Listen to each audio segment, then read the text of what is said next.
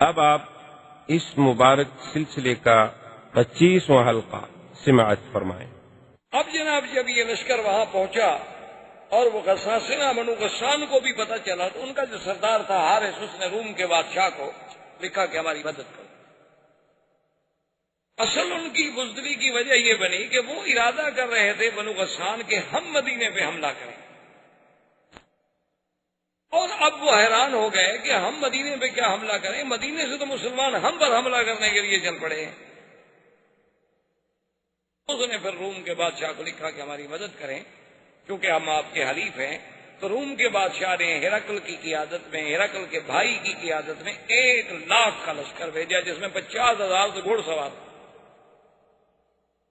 اور غساسنہ جو تھے ان کے پاس بھی 1,00,000 کا لشکر پہلے سے موجود تھا۔ تو اب آپ اندازہ کریں کہ 3,000 آدمی اور مقابلہ 2,00,000 سے، جن میں 50,000 تو صرف گھوڑ سوار ہیں، اور سر سے لے کر پاؤں تک وہ لوہے کے خودوں میں اور پیتل کے اس پلیٹوں میں چھپے ہوتے تھے کہ وہاں سوائے آنکھوں کے کچھ نظر ہی نہیں آتا۔ لیکن صحابہ وہ تو قوت ایمان سے لڑنے والی قوم تھی نا، وہ عادات سے لڑنے والی تو قوم ہی نہیں تھی۔ ان کا تو ایک ایمان تھا کہ بھئی مسلمان ہر حال میں کامیاب ہے، اگر آدمی مارا جائے شہید ہو جائے گا، بچ گیا تو غازی بن جائے گا، ہمارا تو گھاٹا کسی حال میں ہوتا ہی نہیں۔ جب گھاٹا ہی نہیں تو ڈرے کیوں؟ ڈرتا تو وہ ہے نا جی کہ اگر مر گیا تو یہاں بھی آگ لگائیں گے اور آگے بھی جہنم کی آگ ہے، وہ تو ڈرے کہ بھی یہاں بھی بہت ذرا پیار کریں گے تو ذرا لکڑی قیمتی رکھ دیں، بڑا آدمی مر جائے گا تو سندل کی لکڑی میں جلا دیں، لیکن جلائیں گے آگ سے۔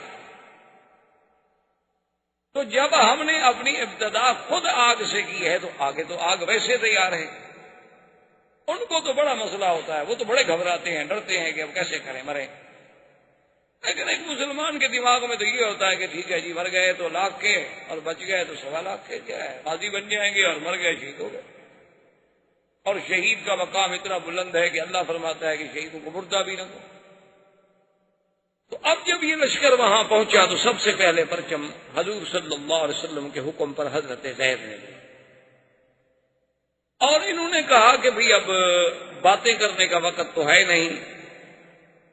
ان کو پیغام دیا شریعت کے مطابق، جو حضور کا فرمان تھا کہ بھئی 3 چیزیں ہیں ہماری، یا اسلام لے آؤ، یا جزیہ قبول کرو، ہمارے باج گزار بن جاؤ، ہمارے تابع بن جاؤ، اور نہیں تو بیننا و بینکم السیف، پھر تمہارے ہمارے درمیان فیصلہ تلوار کرے گی۔ انہوں نے کہا عجیب لوگ ہیں، 2,00,000 ہمارا لشکر ہے، 3,000 آدمی ہم سے آئے ہیں تلوار سے مقابلہ کرنے کے لیے۔ تو انہوں نے اپنے 5-4 ہزار آدمی کو حکم دیا کہ بھئی اب 2,00,000 کو لڑنے کی کیا ضرورت ہے، 3,000 کے مقابلے میں 4,000، 5,000، 6,000 بھیج دو۔ بھیج دیا، لیکن اللہ کی شان ہے کہ مسلمان اتنی طاقت سے اور اتنی قوت سے لڑے اور اتنی بے جگری سے لڑے کہ بھئی شام ہو گئی اور ان کی تو کشتوں کے پشتے لگا دیے مسلمان نے، اور مسلمانوں کا ایک بندہ بھی شہید نہیں ہوا۔ جب مغرب ہوئی، جنگ ختم ہوگی۔ پہلے دور میں تو یہ ہوتا تھا نا، اب تو ریموٹ کنٹرول سے جنگیں ہوتی ہیں نا، اپنے ملک میں بیٹھو بٹن پہ ہاتھ لگاؤ، بات ختم ہو گئی۔ وہاں تو یہ ہوتا تھا نا کہ جب رات ختم ہوگی، جو مر گئے ہیں ان کو بھی تو اٹھانا ہے نا، اور پھر کوئی ایک دوسرے کو منع نہیں کرتا تھا۔ لاشیں باقاعدہ اٹھاتے تھے، وہ اپنی لاشیں لے جاتے، وہ اپنی لاشیں لے جاتے، وہ اپنے زخمی لے جاتے، وہ اپنے زخمی لے جاتے، یعنی عجیب جنگیں ہوتی۔ طبع اکبر نے جب مدینہ منورہ پہ حملہ کیا اپنے دور میں، حضور صلی اللہ علیہ وسلم کی ولادت سے بھی پہلے جب مدینے پہ حملہ کیا تو عجیب اس نے رنگ دیکھا۔ اس نے اپنی علماء کو، رہبان کو بلایا کہ یار یہ کون سا شہر ہے جس پہ ہم نے حملہ کیا ہوا؟ انہوں نے کہا جی یہ یثرب ہے۔ میں نے کہا کیسے لوگ ہیں، دن کو ہمارے ساتھ لڑتے ہیں، شام کو ہمارے لیے کھانا بیچتے ہیں۔ انہوں نے کہا میں تو اس شہر سے نہیں لڑتا، بس چلو آپ، بس چھوڑو، کیا لڑنا ہے۔ تو شام کو کھانا پکا کے ہماری فوج کے لیے کھانا بھی بیچ دیں گے تو ہمارے مہمان ہو، اور سارا دن لڑائی کرتے کہ جب تم لڑنے آئے ہو تو ہم لڑنے کے لیے بھی تیار ہیں، لیکن رات ہو گئی، آپ روٹی کہاں پکاؤ گے، ہمارے گھر والے ہیں، ہمارے تو بچے ہیں نا ادھر، کھانا تو ہم بھیجیں گے آپ۔ اس دور میں کچھ لوگوں کے کردار تھے، کچھ روایات تھے۔ اب تو بدقسمتی یہ ہے نا کہ ہم ایک ایسے دور سے گزر رہے ہیں، ہم ایک ایسے عصر میں، ایسے قرن میں آ گئے ہیں کہ بھئی جس کے کوئی روایات ہی نہیں رہے، نہ اخلاق رہا، نہ کردار رہا، نہ روایات رہا، نہ کوئی مردانگی کے اصول رہے، نہ دوستی اور دشمنی کے کوئی ضابطے رہے، اب ہم تو بالکل کار مذلت میں گر چکے۔ جیسے کہ حالی نے کہا تھا، اے خاصہ اے خاصان رسل، وقت دعا ہے امت پہ تیری آ کے عجب وقت۔ اب تو ہماری لڑائی ہوتی ہے کرکٹ کے میدان میں فلمی اداکاریں بھیج کر، حسینائیں عالم کے مقابلے۔ کوئی مسلمانوں کا مجھے آپ میگزین یا ایک اخبار دکھائیں جو بغیر عورتوں کے فوٹو کے بکتا ہو، ایک اخبار۔ اور قدرت کی بات دیکھیں کہ ایک صفحے پر روضہ رسول اللہ کا منظر ہوگا اور حضور پاک صلی اللہ علیہ وسلم کی سیرت ہوگی اور کعبۃ اللہ کے دروازے کا منظر ہوگا، اور پچھلا صفحہ کھولو تو اس پہ عورتوں کے فوٹو، اندر کھولو تو فلموں کے اشتہار ہوں گے۔ یہ کون سا مسلمان ہے؟ ہم کیا ہو گیا ہے کہ مسلمان ہو کر وہ عورتیں جو فلموں میں کام کرتی ہیں وہ یہ کہتی ہیں کہ ہم مسلمانوں کی عزت ہیں؟ یہ ہماری عزت اب طوائف ہیں اور کنجر رہ گئے۔ موسیقی ہمارے ہاں عبادت بن چکی ہے۔ کیا ہو گیا ہے؟ میں سمجھا کہ اس زمانے میں کچھ کردار تو خیر جناب، شام ہو گئی، دوسرے دن پھر لڑائی ہوئی، مسلمان نے پھر جناب مارا، اور کچھ مسلمان بھی شہید ہوئے لیکن بہت تھوڑے۔ 6 دن تک متواتر قتال، اتنا شدید قتال کہ وہ رومی کہتی ہیں ہم نے دنیا میں ایسی لڑائی نہیں دیکھی، مسلمان کہتے ہیں ہم نے بھی ایسی لڑائی نہیں دیکھی۔ اتنا شدید قتال ہوتا ہے۔ اور اسی اثنا میں اب دیکھیں مقام نبوت اور شان نبوت کے حضرت زید رضی اللہ تعالی عنہ شہید۔ اب حضور تو مدینہ منورہ میں ہے اور جنگ موتا میں۔ حضور نے مسجد نبی میں بیٹھ کے فرمایا، صحابہ زید شہید، انا للہ و انا الیہ راجعون۔ حضرت زید شہید ہو گئے ہیں، پرچم جعفر نے اٹھایا۔ حضرت جعفر رضی اللہ تعالیٰ عنہ اتنی بے جگری سے لڑے کہ دشمن نے ہاتھ مارا تلوار کا، آپ کا دائیں ہاتھ کٹ گیا، آپ نے بائیں ہاتھ میں پرچم لے لیا۔ دوسرے نے تلوار کا وار کیا، آپ کا بائیں ہاتھ کٹ گیا تو آپ نے اپنے سینے کے ساتھ اس کو لگا لیا کہ پرچم نہ گرے محمد رسول اللہ صلی اللہ علیہ وسلم۔ اتنے میں تلوار لگی، حضرت جعفر کی یہ کتف جو تھی یہاں تک نیچے سے کٹ گئی، حضرت جعفر بھی شہید ہو گئے۔ حضور صلی اللہ علیہ وسلم نے دوسری نماز میں جب حرم تشریف لے آئے تو آپ نے فرمایا استشہد جعفر، میرا جعفر بھی شہید۔ اور حضور حضرت جعفر کے گھر میں تشریف لے گئے اور ان کے بچوں کو بلایا اور سینے سے لگا رہے ہیں، چمٹا رہے ہیں، پیار کر رہے ہیں۔ تو جعفر کی بیوی آ گئی، اس نے کہا اخبرنی یا رسول اللہ، مجھے بتائیں بات کیا ہے، آپ نے کبھی ایسے نہیں کیا ہمارے بچوں کے ساتھ۔ حضور نے فرمایا یا بنتی استشہد جعفر، جعفر شہید۔ فبقى رسول حضور صلی اللہ علیہ وسلم، اور حضور صلی اللہ علیہ وسلم نے فرمایا انی اریت، میں دکھلایا گیا ہوں کہ اللہ نے اس کو یاقوت کے دونوں ہاتھ بنا دیے ہیں اور وہ پروں کے ساتھ فرشتوں کے ساتھ جنت میں پرواز کر۔ حضرت جعفر کے بعد عبداللہ ابن رواحہ نے پرچم لیا، عبداللہ ابن رواحہ بھی شہید۔ اس کے بعد ایک صحابی نے پرچم ویسے پکڑا کچھ دیر کے لیے اور سامنے حضرت خالد بن الولید آ گئے، اور یہ اسلام کا پہلا سریہ ہے، پہلا معرکہ ہے جس میں خالد مسلمانوں کی طرف سے شریک ہوا۔ 5 مہینے تو ہوئے تھے ابھی آپ کو اسلام لائے ہوئے۔ خالد بن الولید رضی اللہ تعالیٰ عنہ کو اس نے کہا کہ دیکھو میں نے تو پرچم ویسے پکڑ لیا ہے، میں تو کوئی کمان کرنا نہیں جانتا، مہربانی کرو اب مسلمانوں کا پرچم تم لو۔ اس نے کہا دیکھو حضور پاک نے 3 کا نام لیا تھا، میرا تو نام ہی نہیں لیا۔ اس نے کہا اس کا مطلب یہ تھوڑا ہے کہ تمہارا بھی نام لیتے، اب کسی نے تو آخر اس پرچم کو لینا ہے نا۔ تو خالد بن الولید نے پرچم لے لیا اور جنگ روک دی اور وہ پیچھے ہٹ گئے، مسلمان پیچھے ہٹ گئے۔ حضرت خالد نے غور کیا، تدبر کیا کہ اب ہمارے پاس تو 2500 آدمی رہ گئے ہیں اور ان کا اگر ہم نے 2500 بھی مار دیا ہو تو 2 لاکھ میں کتنی کم ہو گئے ہیں۔ خالد بن الولید جو تھے رضی اللہ تعالی عنہ، یہ بطل من ابطال الاسلام، اور خدا کی شان ہے کہ جب حضور شام کو عشاء کی نماز کے لیے مسجد میں تشریف لے آئے تو حضور کے چہرے پہ ایک بڑی عجیب سی خوشی تھی، اور آپ نے فرمایا مسلمانوں میرے تو تینوں جرنیل جو تھے شہید ہو گئے، لیکن اب اس بندے نے پرچم اٹھایا ہے الذی سیف من سیوف اللہ، جو اللہ کی تلوار ہے، اب اس کے ہاتھ میں پرچم، اب مسلمانوں کو کوئی شکست نہیں دے سکتا۔ اور اسلام میں یہ دو مجاہد گزرے ہیں، بطل اسلام گزرے ہیں، ایک خالد بن ولید اور ایک حضرت زبیر بن العوام۔ یہ دو آدمی تھے جو دونوں ہاتھ میں تلوار پکڑ کے دشمن سے مقابلہ کرتے تھے، ورنہ کوئی دنیا کا بہادر کبھی دو ہاتھ سے نہیں لڑتا، ہمیشہ ایک ہاتھ سے لڑتا ہے، ایک ہاتھ میں ڈھال ہوتی ہے یا ترس ہوتی ہے یا گھوڑے کی لگام ہوتی ہے۔ یہ دو آدمی تھے صرف جنہوں نے کبھی ایک ہاتھ میں تلوار نہیں پکڑی بلکہ دونوں ہاتھوں میں تلوار لے کے مقابلہ کرتے تھے۔ اور خالد بن ولید کا ماشاءاللہ اتنا قد بھی اتنا اونچا تھا کہ گھوڑے پہ بیٹھتے تو پاؤں ویسے زمین کو لگا لیتے، طویل القامت۔ خالد بن الولید نے یہ کیا، اس نے اپنی فوج کو بدلا، کیونکہ اس زمانے میں اس طرح اصول ہوتا تھا کہ ایک ہوتا تھا میمنہ، دائیں ہاتھ میں فوج رہتی تھی، ایک میسرہ بائیں ہاتھ میں، ایک مقدمہ، ایک مؤخرہ اور ایک قلب، ایک آگے ایک پیچھے اور ایک درمیان۔ تو حضرت خالد بن ولید نے یہ کیا کہ جو میمنہ پہ تھے وہ میسرہ پہ لے آیا، جو میسرہ پہ تھے وہ میمنہ پہ لے آیا، جو مقدم میں تھے وہ مؤخر پہ لے آیا، جو مؤخر میں تھے وہ مقدم پہ لے آیا، اور سب کے پرچم بھی بدل دیے۔ اب جب صبح ہوئی تو رومیوں نے دیکھا، انہوں نے کہا جاءہم المدد من المدینہ، تو مدینے سے فوج اور آ گئی، ہم تو پہلے 3000 سے نہیں لڑ پا رہے تھے، یہ دیکھو پرچم بھی نئے ہیں اور یہ آدمی تو ہم نے کل نہیں دیکھے، یہ تو اور لوگ آ گئے۔ خالد بن ولید نے حکم دیا اور نعرہ تکبیر کہہ کے اتنی زور سے حملہ کیا کہ خالد کہتے ہیں کہ اس دن میرے ہاتھ سے 10 تلواریں ٹوٹ گئی، مارتے مارتے قتل کرتے کرتے تلواریں ٹوٹ جاتی تھی، وہ پھینک دیتا تھا اور لے لیتا، تو وہ ٹوٹ جاتی تھی وہ پھینک دیتا تھا میں اور لے لیتا، اتنا مارا نا جی کہ اب ان میں افراتفری پھیل گئی، وہ دوڑے بھاگے، 2 لاکھ آدمی 3000 کے آگے بھاگ رہا۔ جب انہوں نے بھاگنا شروع کیا تو خالد نے آرڈر کیا اپنی فوج کو کہ پیچھے آؤ پیچھے آؤ پیچھے آؤ، ہٹو۔ میں نے کہا خدا کے بندے کیا کرے، وہ بھاگ رہے ہیں، اس نے کہا وہ بھاگتے بھاگتے بھی رک گئے تو ہم سے زیادہ ہیں، کوئی عقل کرو، اب پیچھے آؤ اور ہٹو، واپس چلو مدینہ۔ اپنی فوج کو سالم لے جانا بھی تو بڑی بات ہے نا۔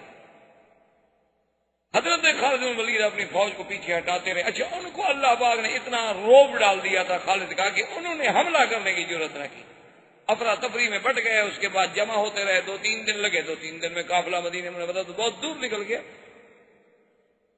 جب صحابہ کو پتہ چلا کہ مسلمان تو ہزیمت کھا کے واپس آ رہے ہیں تو انہوں نے کہا فرارون فرارون،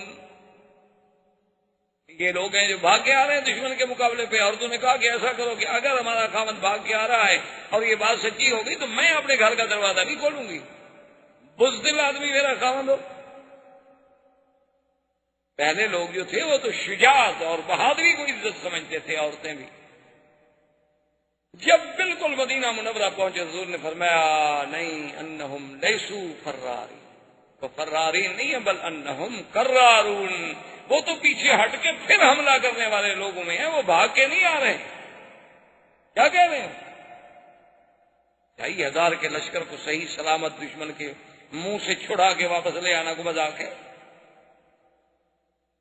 تو خیر یہ لشکر واپس آ گیا، اور اسی اثناء میں حضور صلی اللہ علیہ وسلم نے غزوہ ذات السلاسل کے لیے بنی قضاء پر حملہ کرنے کے لیے آپ نے عمرو بن العاص کو قائد بنایا، حکم دیا کہ ان پہ حملہ۔ عمرو بن العاص جب چلے تو خدا کی شان دیکھو کہ عمرو بن العاص امیر ہیں اور حضرت ابو بکر بھی اس جنگ میں ساتھ ہیں، لیکن ان کو حضور نے امیر نہیں بنایا، حضرت عمر بھی ساتھ ہیں، ان کو بھی امیر نہیں بنایا، وہ تابع ہیں عمرو بن العاص کے۔ امتحان ہوتے کہ بھی اللہ کے رسول کے حکم کی کیسے اطاعت ہو۔ جب یہ راستے میں چلے تو انہیں پتہ لگا کہ بنی قضاء جو ہے وہ تو بہت بڑا قبیلہ ہے اور ہم تو سارے 200 آدمی ہیں۔ انہوں نے پھر پیغام بھیجا حضور کی خدمت ہے کہ ہم بہت تھوڑے ہیں اور ان کا لشکر بہت بڑا ہے ہماری مدد کے لیے۔ تو حضور نے ابی عبیدہ بن الجراح کو اور آدمی دے کے بھیجا ان کی مدد کے لیے۔ تو ابی عبیدہ کا لشکر جب پہنچا عمرو بن سالم کے پاس، عمرو بن العاص کے پاس، اس نے پوچھا کہ دیکھو بات سنو، مسلمان کتنا؟ انہوں نے کہا کہ 200 کا لشکر اور آ گیا ہے۔ نماز کا وقت آیا تو سب نے کہا کہ ابھی عبیدہ چونکہ زیادہ بڑے تھے نا، صحابیت میں کہ وہ نماز پڑھائے. عمرو بن العاص نے کہا کہ نہیں, وہ کیوں نماز پڑھائے؟ اللہ کے نبی نے مجھے امیر بنا کے بھیجا ہے, نماز جو ہے وہ تو امیر پڑھائے گا, کیونکہ اسلام کا یہ حکم ہوتا تھا کہ جو خلیفۃ المسلمین ہے وہ نماز پڑھائے, جو امیر ہے وہ نماز پڑھائے. آج اگر ان کو نماز پڑھانی پڑے, کیا خیال ہے آپ کا؟ جن نے خود زندگی میں نہ پڑھی ہو تو پڑھائیں گے کیسے؟ وہ نماز کیسے پڑھائیں گے؟ ہمارے علاقے میں ایک عید کا موقع تھا اتفاق سے, تو اتفاق ایسا ہوا کہ انہوں نے مولوی صاحبان کو جو بلایا نا, تو ایک بریلوی مولوی بھی نماز پڑھانے پہنچ گیا, اگلے بندی بھی پہنچ گیا, ان کا بھی عالم آ گیا, ان کا بھی عالم آ گیا. اب کچھ لوگ کہیں یہ پڑھائے, وہ کچھ کہیں وہ پڑھائے, جھگڑا ہو. تو وہاں ایک پیر صاحب تھے, بڑے بجی شکل, خوبصورت ماشاءاللہ, اور بڑے بہت بڑے ان کے مریدین بھی تھے, اور بڑا ان کا وقار بھی تھا, سیاسی بھی, زمیندارہ بھی, بہت بڑے جاگیردار بھی تھے. تو وہ جب آ گئے تو لوگوں نے کہا کہ اچھا ایسا کرو گے, جھگڑا نہ کرو. اب وہ مولوی اس کے پیچھے نہیں پڑتا, وہ مولوی اس کے پیچھے نہیں پڑتا, تو سید بھی ہیں, آل رسول بھی ہیں, پیر بھی ہیں, ان کو منت کرتے ہیں کہ یہ عید پڑھا. تو سب لوگ ان کے پاس آ گئے, انہوں نے کہا کہ جی ہم نے فیصلہ کیا ہے لڑائی نہ ہو, آپ عید پڑھا دیں. اب پیر صاحب کہیں کہ نہیں بھائی نہیں, یہ مولوی صاحبان میں سے کسی کے پیچھے پڑھ لو. لوگ کہیں کہ نہیں حضرت آپ پڑھائیں. لوگ کہیں دیکھو جی پیر صاحب کتنا متواضع آدمی, اصل پیر نے کبھی عید پڑھائی ہو تو پڑھائے نا, اس کے لیے تو مصیبت آ گئی, پڑھاؤں کیا؟ اس بیچارے کے لیے تو عذاب آ گیا نا. وہ کہ نہیں جی نہیں حضرت, یہ علماء ہیں ان کا. انہوں نے کہا نہیں حضرت آپ آل رسول ہیں, سید ہیں, جہاں سید موجود ہو, قریشی موجود ہو, اور امام کیسے بن سکتا ہے؟ اب حضرت نے عید کے بجائے جنازہ پڑھا دیا, جو حضرت کو آتا تھا. اب سلام پھیر کے لوگ بیٹھے ہوئے ہیں کہ یہ تو نئی عید ہے, اس کی تکبیریں بھی الگ ہیں, اس کے بعد جناب یہ ہے کہ نہ کوئی خطبہ ہے نہ کوئی بات ہے, یہ کون سی عید ہے؟ تو نے کہا کہ حضرت نے کہا بس ان دو حضرات کے اختلاف کا میرے ذہن پہ اتنا اثر ہوا کہ میں یہ سمجھ نہیں آیا کہ میں نے کیا پڑھا ہے, بہتر ہے کہ پھر عید پڑھ. تو پھر بریلویوں نے بریلویوں کے پیچھے پڑی, دیوبندیوں نے دیوبندیوں نے, ایک میدان میں 3 عیدیں ہو رہی. تو بہرحال اس زمانے میں اسلام یہ کہتا ہے کہ نہیں, جو خلیفہ ہوگا, جو امیر ہوگا, وہی امام ہوگا. اب عمرو بن العاص مصلی پہ آ کر لوگوں نے کہا خدا کے بندے, تم شان میں چھوٹے ہو, عمر میں چھوٹے ہو, اسلام میں چھوٹے ہو, ابھی عبیدہ ہیں, ابو بکر ہے. انہوں نے کہا حضور نے امیر مجھے بنایا ہے کہ تمہیں بنایا؟ انہوں نے کہا امیر آپ کو بنایا. انہوں نے کہا پھر مصلی پہ میں کھڑا ہوں گا, پڑھے اللہ اکبر, سب نے نماز پیچھے پڑھی. حضرت عمر کو بات ناگوار گزری, چھوٹا آدمی ہے. اب راستے میں چلے تو اتنی شدید سردی تھی, اللہ معاف کرے, کہ ایسے حالات ہو گئے کہ صحابہ شدت سردی سے کانپ رہے ہیں, اور خطرہ ہو گیا کہ اللہ معاف کرے کہ آدمی سردی سے مر نہ جائیں. تو حضرت عمر نے کہا امیر سے کہ مہربانی کرو, قافلہ روکو اور حکم دو آگ جلانے کا. اس نے کہا نہیں, آگ کوئی نہیں جلا سکتا, میں امیر ہوں, حکم میرا چلے. آگ نہیں جلانے دی. ساری رات صحابہ نے ایسے سردی میں گزارا. اچھا خدا کی شان ہے, انہیں خود غسل کی ضرورت ہو گئی تو انہیں تیمم کر دیا, اور فجر کی نماز پڑھانے کے لیے مصلی پہ بھی آ گئے. رسول نے کہا اللہ کے بندے, ہم وضو کے ساتھ ہیں, تم تیمم کے ساتھ ہو, تم امام بن رہے ہو. انہوں نے کہا امیر میں ہوں. انہوں نے کہا غسل کر لو. انہوں نے کہا غسل میں نہیں کرتا, تیمم نے کر دیا. انہوں نے کہا پانی موجود ہے تو تیمم کے بعد کا. انہوں نے کہا سردی ہے میں مر جاؤں. تیمم کے ساتھ نماز پڑھائی. جب مصلی پہ کھڑے ہوئے صحابہ پھر پیچھے کھڑے ہو گئے. ابھی امیر کی اطاعت تو کرنی ہے, حضور کا حکم ہے, نماز ہو نہ ہو, جو اللہ رسول کا حکم ہے ہم نے تعمیل کرنی ہے, نہیں ہوگی تو قضا کریں گے. اب کیا کریں, امیر جو کہے گا کریں گے تو صحیح. اب جناب بہرحال وہ لشکر بنی خزاعہ کے پاس پہنچا اور اس کے ساتھ مقابلہ ہوا. اچھا اب خدا کی شان یہ ہے کہ مقابلے میں اللہ نے فتح دی, کامیابی دی, اور دشمن منتشر ہو گیا. جب وہ منتشر ہو گیا تو اس نے کہا کہ واپس چلو. حضرت عمر غصے میں حضرت ابو بکر کے پاس ہے. انہوں نے کہا یہ اچھا امیر ہے ہمارا بھائی, نہ آگ جلانے دیتا ہے, بغیر وضو کے حضرت نماز پڑھا دیتے ہیں. اب ہم جیت گئے, دشمن بھاگ رہا ہے, کہتے واپس آؤ. اب حکم نہ مانے تو امیر کی مخالفت ہے نا. حضور نے فرمایا من اطاع امیری فقد اطاعنی ومن عصی امیری فقد عصانی. جس نے میرے بنائے ہوئے امیر کی مخالفت کی اس نے میری مخالفت کی. ہم مخالفت تو کر نہیں سکتے. حضرت ابو بکر نے کہا فہدایا, اور ٹھنڈے ہو جاؤ, اللہ کے رسول نے, میں بھی موجود تھا, تم بھی موجود تھے, امیر اس کو بنایا ہے یا ہمیں بنایا ہے؟ نے کہا امیر تو ان کا پھر اللہ کی رسول کی مرضی، اور جب ہمارا ایمان ہے کہ اللہ کے رسول کوئی بات اللہ کے فرمان کے بغیر نہیں کرتے تو پھر اعتراض کرنے کی کیا بات ہے؟ واپس آ گئے۔ بہرحال حضور کو شکایت کی گئی، حضور نے عمرو بن العاص کو بلایا کہ بھئی تم نے بڑے صحابی کو نماز نہیں پڑھا۔ کہا حضور امیر میں تھا۔ آپ نے فرمایا بات تو ٹھیک ہے۔ اور نے کہا تم نے آگ نہیں جلانے دی اللہ کے بندے، صحابہ ساری رات سردی میں ٹھٹرتے۔ اس نے کہا حضور میں آگ جلاتا دشمن کو پتہ لگ جاتا کہ ہمارے ہیں، آگ دیکھتا نہیں وہ۔ اور یہ بات بھی اس کی ٹھیک ہے۔ اس نے کہا اچھا پھر یہ ہے کہ تم نے تیمم کر کے نماز پڑھا دی، پانی موجود تھا۔ اس نے کہا آپ فرماتے ہیں کہ اپنے آپ کو ہلاکت میں نہ ڈالو، حضرت اتنی سردی میں اگر غسل کرتا میں تو مر جاتا، تو امیر کیسے بنتا؟ آپ نے فرمایا یہ جواب بھی اس کا ٹھیک ہے۔ جب حضور نے فرمایا کہ اچھا جب بنو قذاب تم نے قابو پا لیا، وہ فرار ہو گئے اللہ کے بندے، تم نے اپنے لشکر کو حکم دے دیا کہ واپس مدینے چلو۔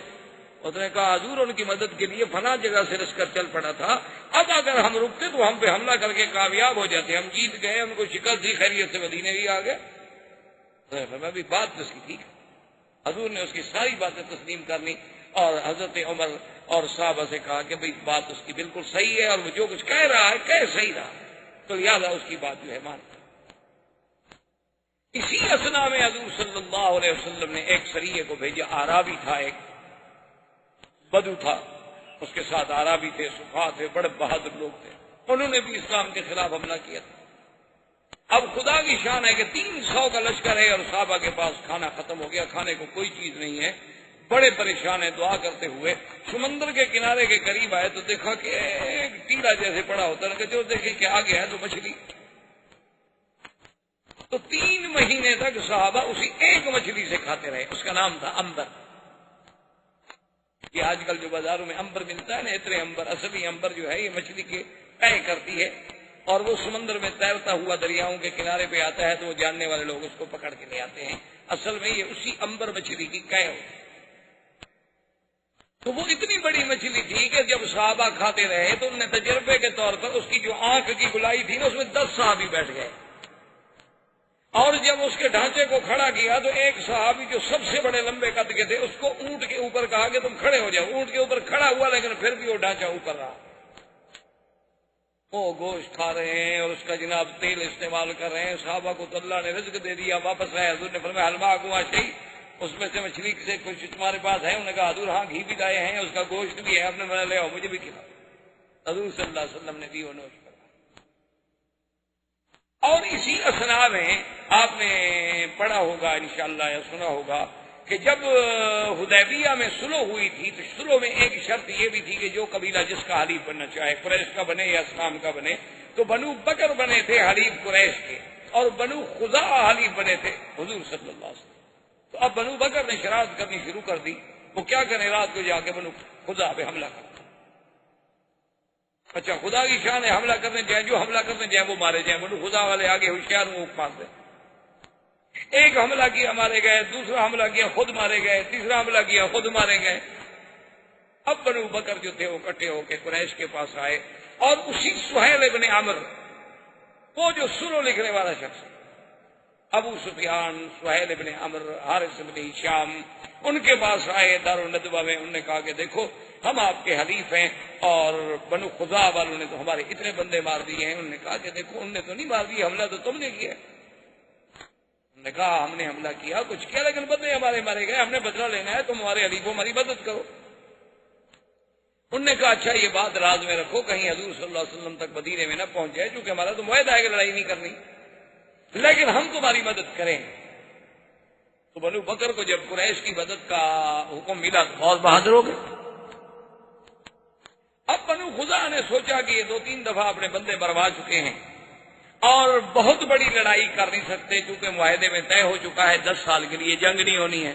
تو اب جناب ان کے کچھ آدمی طواف کرنے کے لیے مکہ میں آئے اور اطمینان کے ساتھ بغیر کسی ہتھیاروں کے۔ اور بنو خزاعہ کا ایک سردار تھا، اس کا نام تھا بدیل ابن ورقہ، اس کا گھر مکے میں تھا۔ بنو خزاعہ کا قبیلہ تو باہر رہتے تھے، لیکن اس کا ایک گھر مکے میں بھی تھا۔ جب وہ مکے میں ہوتا تو اپنے گھر میں رہتا۔ یہ آدمی بیچارے آئے، ابھی یہ حرم میں داخل ہوئے اور بنو بکر نے قریش کے ساتھ مل کے حملہ کر جب حملہ کر دیا تو قریب کیا کریں، وہ تو بالکل نہتے ہیں. وہ دوڑے اور بدیل ابن ورقہ اپنے سردار کے گھر پہنچے کہ بھئی وہاں جائیں، کم از کم ہمیں اس کے گھر میں پناہ مل جائے گی، اندر کوئی ہمیں ہتھیار مل جائیں گے. آگے آئے، خدا کی شان ہے، دروازہ بند ہے، وہ دروازہ بھی نہ کھلا، وہاں سے بھاگے، وہ حرم میں داخل ہو گئے. لیکن قریش نے اور بنو بکر نے، ان کے 23 آدمی جو تھے وہ اللہ کے حرم میں کر، حالانکہ حرم میں تو کافر بھی نہیں لڑتے تھے. بہرحال جب وہ قتل ہو گئے، بنو خزاعہ کو پتہ چلا. بنو خزاعہ نے قریش سے کہا کہ بھی یہ تو غدر ہے، ہمارا فیصلہ. دار الندوہ میں اجتماع ہوا. ایک آدمی تھے عبداللہ ابن سعد ابن ابی السرح، یہ پہلے مسلمان ہو گیا، حضور کا کاتب تھا، وحی بھی لکھتا تھا، قرآن بھی لکھتا تھا. بعد میں یہ مرتد ہو کے بھاگ آیا مکہ، وہ بھی موجود تھا. اس نے کہا دیکھو بات سنو، میں چونکہ مسلمانوں کے ساتھ رہا ہوں اور اللہ کے نبی کے ساتھ رہا ہوں، میں جتنے احوال کو جانتا ہوں تم نہیں جانتے ہو. میری اگر مشورہ مانتے ہو تو 3 باتیں ہیں، ان 3 میں سے کوئی ایک بات مان لو. انہوں نے کہا کیا بات؟ انہوں نے کہا بات یہ ہے کہ تم نے عہد توڑا ہے. یہ عہد ہے کہ بھئی کوئی آدمی اب قریش اور حضور صلی اللہ علیہ وسلم کی جنگ نہیں ہوگی، اور جو حضور کا حلیف ہے وہ حضور کے ساتھ، جو تمہارا حلیف ہے تمہارے ساتھ. تو اس حلیف پر بھی اگر جنگ ہوگی تو وہ گویا مدینے والوں پر جنگ تصور ہوگی، اور تم نے بنو خزاعہ پہ حملہ کیا ہے، یہ تو اچھا نہیں.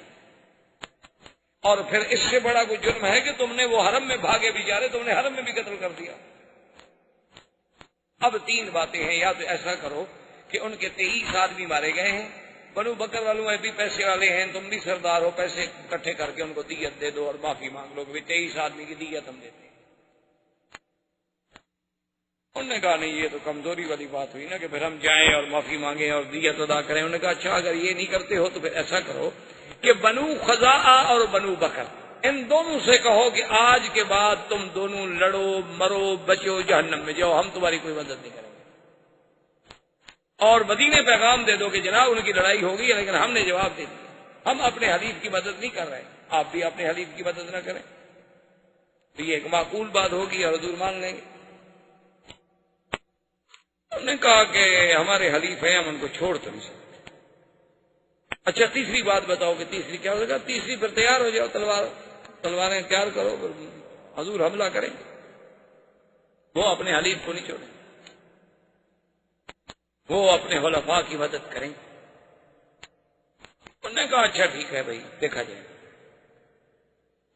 اس کے بعد انہوں نے سوچا کہ بھی معاملہ تو خراب ہو گیا ہے اور نقض عہد بھی ہم سے ہوا ہے. انہوں نے کہا ایسا کرو ابو سفیان کہ تم چلے جاؤ مدینہ میں اور کسی طریقے سے حضور صلی اللہ علیہ وسلم سے یہ کہو کہ حضور بڑا اچھا وقت گزر رہا ہے اور دیکھیں نا ماشاءاللہ آپ کو بھی اطمینان ہے، ہمیں بھی اطمینان ہے، آپ بھی اپنے دعوت اسلام دے رہے ہیں، ہم اپنا کام کر رہے ہیں. تو یہ عقد جو ہے نا ہم دوبارہ آئے ہیں تجدید کرنے کے لیے، اور مدت 10 سال کے بجائے 20 سال ہم چاہتے ہیں آپ کی صلح ہماری اور قائم ہے. اور اگر حضور نے تجدید عہد کر دی اور مدت بڑھا دی اور دستخط کر دیے تو پھر حملہ نہیں کریں گے، کیونکہ تازہ عقد تجدید ہو گیا. اگر وہ بنو خزاعہ کا بدلہ لیتے تو عقد تجدید نہ کریں. عقد تجدید ہو گیا تو اب بنو خزاعہ کا کیسے مدد کریں گے؟ ہم نے کہا کہ ہاں تلک المکیدہ، یہ ہے چال، اگر اس میں ہم کامیاب ہو جائیں تو پھر تو کام بن سکتا. ابو سفیان کو انہوں نے کہا کہ چونکہ مکے کے سردار تم ہو یہ کام تم کر سکتے ہو، اور تو کوئی چھوٹا موٹا آدمی تو کر نہیں سکتا. حضور ہر کسی کی بات تھوڑی سنیں گے. ابو سفیان چل پڑا مدینے شریف کے لیے. اور انہوں نے کہا کہ ابو سفیان یہ کام جلدی کرو، حضور کو کہیں یہ پتہ بھی نہ لگ جائے کہ ہم نے بنو بکر کے ساتھ مل کے بنو خزاعہ کو نقصان پہنچایا ہے. لیکن بنو خزاعہ والوں نے، ایک ان کا شاعر تھا سالم ابن عمر، اس کو بھیجا کہ تم فوراً مدینے پہنچو اور حضور کو خبر دو کہ ہمارے ساتھ یہ ہو. سالم ابن عمر نے تو جی ایسے سفر کیا نا کہ وہ شاعر آدمی تھا، لیکن اپنی قوم کا درد تو ہر کسی کو ہوتا ہے نا جی. وہ رات اور دن اپنا اونٹ دوڑاتا رہا، آرام تک نہیں کیا. وہ تو جو 6 دن کا سفر تھا نا 3 دن میں کر کے مدینے میں پہنچ گیا. حضور بیٹھے ہوئے تھے مدینہ مسجد نبوی میں، صحابہ بیٹھے ہو تو آیا رونا شروع کیا اور اس نے برسیہ پڑا اپنی قوم کا کہ میرے جوان کیسے ان کی لاشیں حرم میں پھڑک رہی ہیں، 23 سر کٹے ہوئے ہیں اور 23 انسانوں کے ٹکڑے جو ہیں اللہ کے حرم میں بکھرے پڑے ہیں. اور قریش جو ہے وہ بنو بکر کی مدد میں ہے اور ہم لاوارث ہو گئے ہیں، ہمیں ہمارے حلفاء جو ہیں پوچھتے نہیں. اس نے ایسے انداز میں شعر پڑھے، حضور صلی اللہ علیہ وسلم کو بھی جوش آ گیا. آپ نے فرمایا نصرت یا سالم، نصرت یا سالم، نصرت یا سالم، سالم تمہاری امداد ہوگی، فکر نہ کرو، اللہ کا نبی تمہاری مدد کرے گا. بدیل ابن ورقہ جو ہے وہ بھی وفد لے کے چل پڑا حضور کو خبر دینے کے لیے. ان کا جو سردار تھا بنو خزاعہ کا آیا، اس نے کہا حضور ہمارے ساتھ تو ظلم ہو گیا ہے کہ 23 جوان اور طواف کرتے ہوئے اللہ کے حرم میں قتل کر دیے گئے، اس سے بڑا کوئی ظلم ہے؟ حضور نے فرمایا بدیل تم فکر نہ کرو، ہم تمہاری مدد کریں گے اور بدلہ لیں گے.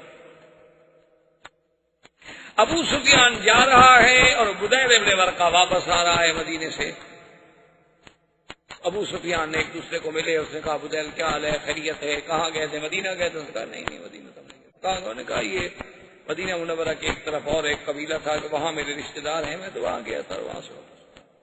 اس نے چھپایا کہ میں یہ نہ بتاؤں کہ حضور کو میں ابھی کہہ کے آ رہا ہوں. اس نے کہا تم مدینہ میں گئے بھی؟ انہوں نے کہا مدینہ میں نہیں گیا. بھائی میں اگر جاتا مدینہ تم سے گٹرنے کی بات ہے تو تمہیں بتا دیتا کہ مدینہ گیا تھا. ابو سفیان نے بھی وہاں رات گزاری، بدیل بن ورقہ نے بھی وہاں رات گزاری. منزل تھی صبح کو بدیل بن ورقہ مکے کی طرف چل پڑا اور ابو سفیان نے اپنے جو ساتھی ساتھ تھے ان کو کہا کہ ٹھہرو، کیا کہ ان کے اونٹ جو ہے نا ان کی جہاں لید پڑی ہو نا وہ لید اٹھا کے لے آؤ. وہ لید اٹھا کے لے آئے تو ابو سفیان نے کہا اس کو توڑو، اس کے اندر کھجور ہے، کھجور کی گٹھلی ہے. جب توڑا تو کھجور کی گٹھلی. نے کہا ہاں بدیل بن ورقہ مدینے گیا تھا، کھجوریں صرف مدینے والے اونٹوں کو کھلاتے ہیں اور کوئی قبیلہ نہیں کھلاتا، کیونکہ ان کے پاس کھجور بہت ہوتی ہے، اونٹوں کو بھی کھلا دیتے ہیں. اس کا مطلب ہے کہ حضور کو اطلاع پہنچ گئی. اب یہ نہیں ہے کہ میں اندھیرے میں رکھ سکوں، حضور کو پتہ چل گیا ہے کہ بنو بکر نے کیا کیا. خیر بہرحال اس نے کہا کہ اب حل کوئی نہیں، اب سیدھا تو مجھے نہیں جانا چاہیے مدینہ منورہ میں حضور کی خدمت میں. پہلے ایسا کیوں نہ کروں کہ میں اپنی بیٹی کے گھر میں حبیبہ کے گھر میں جاؤں اور اپنی بیٹی جو ہے وہ حضور کی بیوی ہے، امہات المومنین ہیں، ان کو تیار کروں کہ کوئی تھوڑی سی فضا تو ہم بار کریں نا حضور سے بات کرنے کی. ابو سفیان سردار تھا، سمجھدار آدمی تھا. جب آیا ام حبیبہ نے سلام کیا، استقبال کیا، اور وہاں جو ایک فراش کیا ہوتا تھا، کاٹ کا ٹکڑا تھا جو حضور کے لیے بچھایا جاتا تھا، وہ بچھا ہوا تھا، اس پہ بیٹھنے لگا ابو سفیان. تو جلدی جلدی سے فراش شیٹ اٹھا لیا، جلدی سے کھینچا اور لپیٹ لیا. سفیان نے دیکھا اچھا کیونکہ یہ فراش اصل میں پرانا ہے اور کم قیمت ہے اور یہ مکے کے سردار کے نیچے بچھانے کے قابل نہیں ہے، اس لیے اٹھا رہی ہوتا کہ کوئی اور اچھا فراش میرے لیے بچھانا چاہتی ہے. اس نے کہا نہیں، ھذا فراش رسول اللہ وانت نجس. نے کہا یہ میرے مدنی محمد مصطفیٰ کا بستر ہے اور تم مشرک ہو، پلید ہو، اللہ کے نبی کے بستر پہ نہیں بیٹھ سکتے. آج ہماری بیٹیوں میں بھی اسلام کی ایسی غیرت ہے، جنہوں نے مونا لیزا اور ڈیانا پڑھنی ہو، اس میں کیا غیرت آئے گی بھائی؟ وہ تو وہی سیکھیں گی نا جو کچھ ان کا کردار تھا، وہ بھی وہی سیکھیں گے کہ ہوٹلوں میں کیسے رہتے ہیں، گاڑیوں میں کیسے جاتے ہیں، شراب کیسے پی جاتی ہے، چیمپئن کے دور کیسے چلتے ہیں. انہوں نے تو پھر وہی سیکھنا ہے نا جن کی وہ متبع ہیں، جن کی اقتدا کر رہی ہیں. ام حبیبہ ہے، اس نے کہا ام حبیبہ اصابک شر من بعدی، مجھ سے دور ہو کر تیرا اخلاق بھی بگڑ گیا. اس نے کہا اخلاق کی بات نہیں، اب تمہارے اور ہمارے درمیان میں اسلام اور کفر کی دیوار آئے.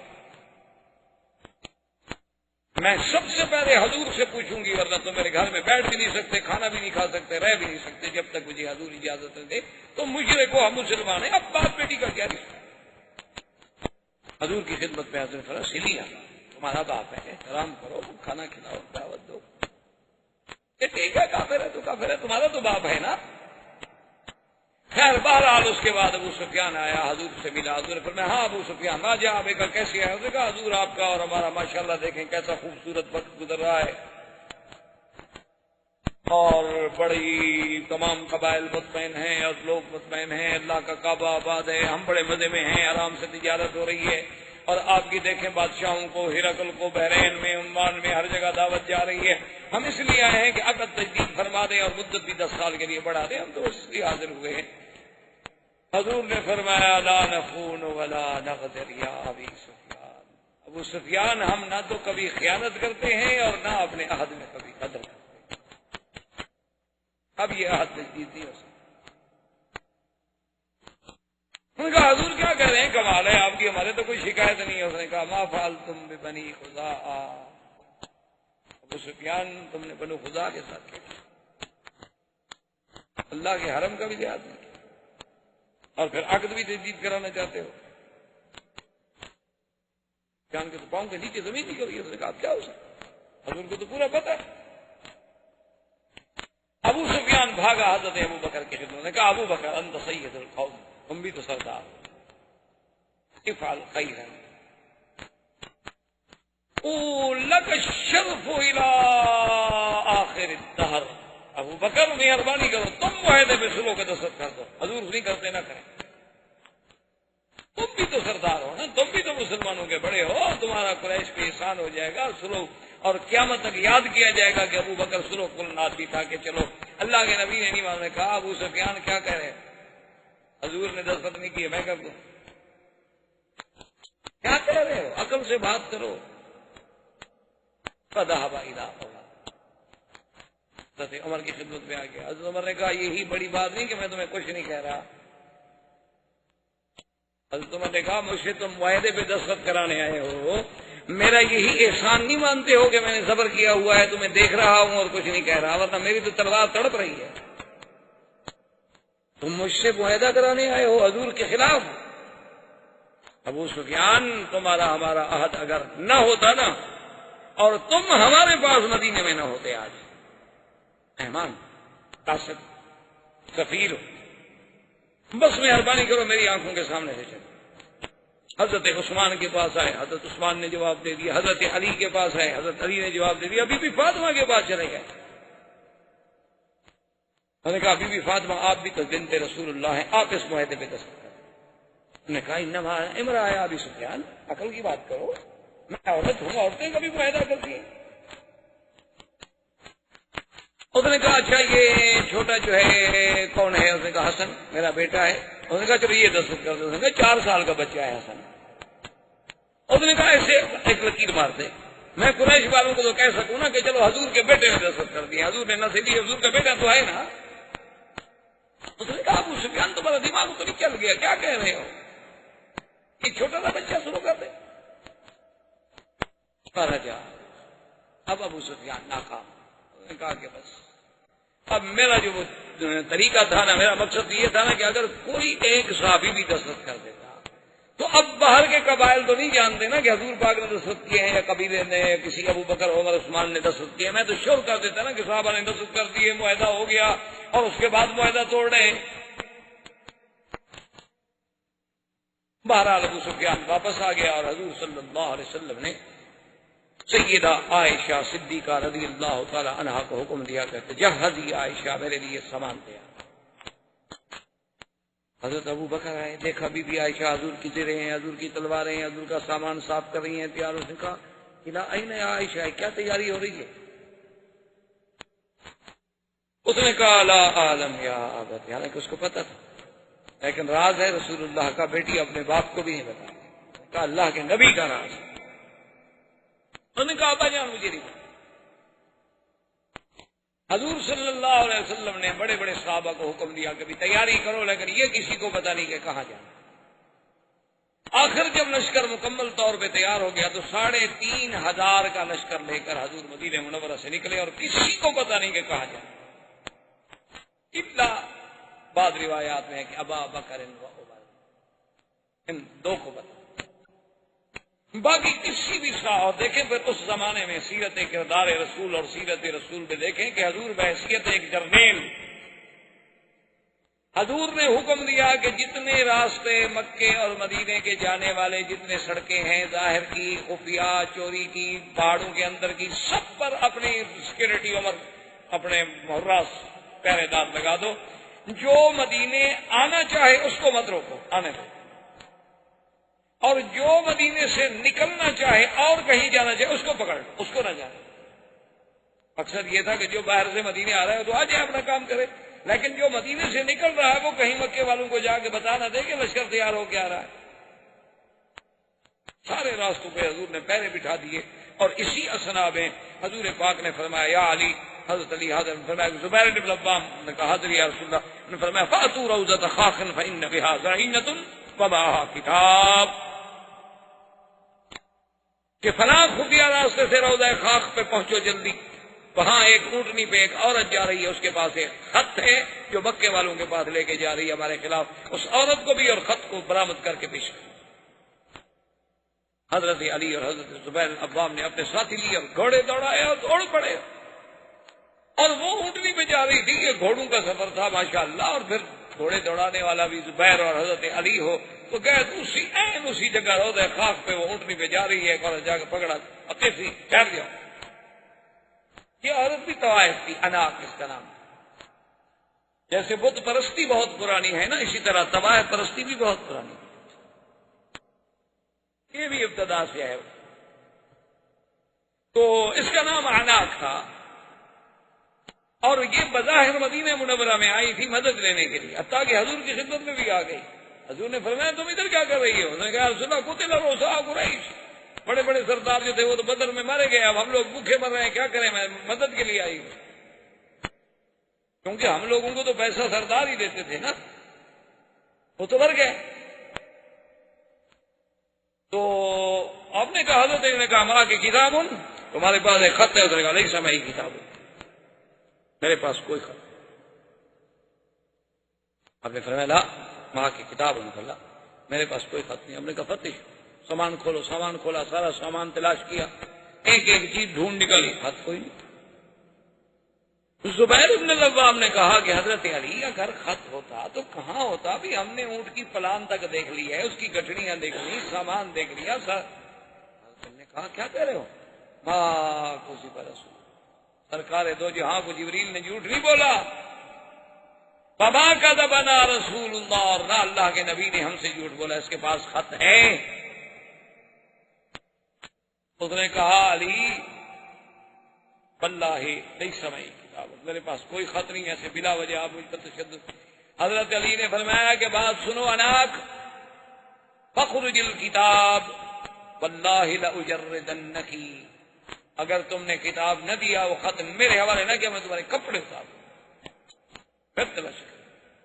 اب اس نے کہا فاعرضا، اچھا اس نے کہا بھی تم سارے ادھر منہ پھیرو، آخر میں عورت ہوں۔ دیکھو اس وقت کی طوائف کو بھی شرم ہے کہ کوئی مرد مجھے نہ دیکھے۔ آج کا فیصلہ آپ خود کر لیں۔ تو سب نے ادھر منہ پھیر لیا، اس نے بال کھولے، بالوں کے اندر خط چھپایا ہوا تھا، اس کے بال تھے بہت بڑے، تو بالوں کو لپیٹ کے خط اندر رکھ کے ایسے موڑا بنا کے اوپر مچان بنا کے اوپر دوپٹہ ڈالا ہوا تھا اس نے۔ اب وہاں کس کو شبہ ہو سکے جی اتنا خط ہے بالوں کے اندر لپٹا ہوا، اب تو نکال کے دے دیا۔ اس نے کہا چلو حضور کی خدمت میں پیش کیا۔ وہ خط تھا حاتب ابن ابی بلتعہ، صحابی ہیں، ان نے خط لکھا تھا مکے والوں کو کہ قدم رسول اللہ، حضور کا لشکر آ رہا ہے۔ حضور نے بلایا حاتب، آپ نے فرمایا خط تم نے لکھا ہے؟ اس نے کہا اناق کو دیا تھا۔ حضرت عمر تو جوش میں تڑپ اٹھے، اس نے کہا دعنی یا رسول اللہ اضرب عنق ھذا المنافق، حضور مجھے اجازت دیں میں اس منافق کی گردن اڑا دوں۔ اس نے فرمایا ماذا تقول یا عمر انه بدری وان الله اطلع الى اهل بدر فقال اعملوا ما شئتم فاني قد غفرت لهم۔ یا عمر کیا کہہ رہے ہو؟ یہ تو میرا بدری صحابی ہے، اور بدر والوں کے بارے میں تو اللہ کہہ چکے ہیں کہ جو کرو میں نے معاف کر دیا، تم کیسے قتل کر سکتے ہو اس کو؟ کہا تم کیوں لکھا تم نے؟ اس نے کہا یا رسول اللہ میرے بچے وہاں ہیں اور میرا کوئی نہیں، واللہ خدا کی قسم ہے مجھے یقین ہے کہ اللہ آپ کی مدد کریں گے اور آپ کو فتح ہوگی۔ میں نے کہا خط کے ذریعے اطلاع دے کر قریشیوں پر میرا احسان ہو جائے گا تو میرے بچوں کا ذرا خیال کر لیں گے، میری بچوں کا لحاظ کر لیں گے، ان کو مدینے آنے دیں گے، اس کے علاوہ میرا کوئی مقصد نہیں تھا۔ انہوں نے صدقہ، حاتب نے سچ کہا ہے، چھوڑ۔ حضور صلی اللہ علیہ وسلم کا قافلہ چلا، اقرا ابن حابس التمیمی، بنو تمیم کا آدمی ہے، وہ پورے قبیلے کو لے کے آیا مسلمان۔ ابھی ماشاءاللہ حضور اس کی خوشی منا رہے تھے کہ اس کے بعد بنو سلیم جو ہے 1000 گھوڑ سوار مسلح ہو کے آئے، انہوں نے کہا اشہد اللہ الہ الا اللہ، حضور ہم کلمہ پڑھتے ہیں۔ اور پھر وہ اپنا عینت ابن حصن جو تھا بنو غطفان کا، وہ احمق المطاع، وہ آ گیا، اس نے کہا حضور اشہد اللہ الہ الا اللہ اللہ، یعنی ابھی حضور راستے میں ہیں 10,000 کا لشکر. مدینے سے چلے تھے تو 3,500 تھے، ابھی 2-4 منزلیں حضور نے طے فرمائی ہیں اور قبیلے دوڑے آ رہے. 10,000 کا لشکر ہے، جرار، گھوڑ سوار، اونٹوں پہ سوار، سلاح، اسلحہ، مقاتل. حضور صلی اللہ علیہ وسلم نے لشکر کو چلایا اور آپ نے طائف کی طرف توجہ کی، کیونکہ مدینے سے راستہ جو ہے وہ اسی طرح آتا ہے، مکہ بھی آ جائیں طائف بھی چلے جائیں، تو قافلے کو اس طرف چلایا کہ لوگ سمجھیں کہ طائف جا رہے ہیں. بنی حوازن، اب صحابہ نے کہا انہو یرید بنی حوازن، اب حضور کا ارادہ جو ہے بنی حوازن کے ساتھ جنگ کا ہے، کیونکہ وہ طائف کے راستے میں آباد تھے تو سب لوگوں کا دماغ اسی طرف چلا گیا کہ یرید بنی حوازن، یرید بنی حوازن، بنی حوازن کے ساتھ جا رہے ہیں، بنی حوازن کی طرف چل رہے ہیں. جب عین حضور صلی اللہ علیہ وسلم طائف اور بنی حوازن کے قریب آئے فامر اصحابہ ان یتجہوا الی مکہ، کہ مکے کی طرف رخ کرو. حضور صلی اللہ علیہ وسلم مکہ کی طرف. آپ اندازہ کریں رازداری کا کہ مدینے سے قافلہ چلا رہے ہیں، قافلے میں 10,000 تو مقاتل ہیں صرف، پھر بچے بھی ہیں، عورتیں بھی ہیں، اور مکہ شریف سے 4 میل کے فاصلے تک کسی کو پتہ نہیں چلنے دیا حضور نے کہ ہم مکہ جا رہے ہیں، ماں سوائے ابو بکر عمر. اب حضور صلی اللہ علیہ وسلم نے صحابہ کو حکم دیا کہ فتجہوا الی مکہ، مکہ کی طرف توجہ کرو. اچھا، خدا کی شان ہے کہ بدیل ابن ورقہ، وہ جو بنو خزاع کا سردار تھا، وہ روزانہ شام کو نکل کے مکے سے باہر آتا تھا 2-2 4-4 میل سفر کر کے کہ حضور کی مدد کب آتی ہے. اس کو یہ خیال تو نہیں تھا کہ حضور لشکر لے کے آ جائیں، یہ تھا کہ بھی 200 400 500 1000 آدمی بھیج دیں گے ہماری مدد کے لیے.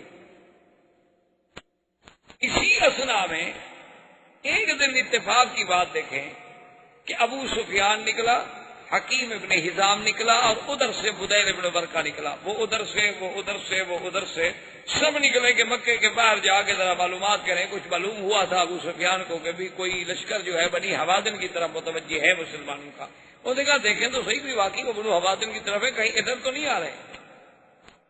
تو یہ جب تینوں نکلے تو رات کا وقت تھا اور آگے تو آگ گئے، کھانے پک رہے ہیں، آگ جل رہی ہے. اب 10,000 آدمی آگ جلا رہا ہو تو کتنی جگہ پہ آگ ہوگی.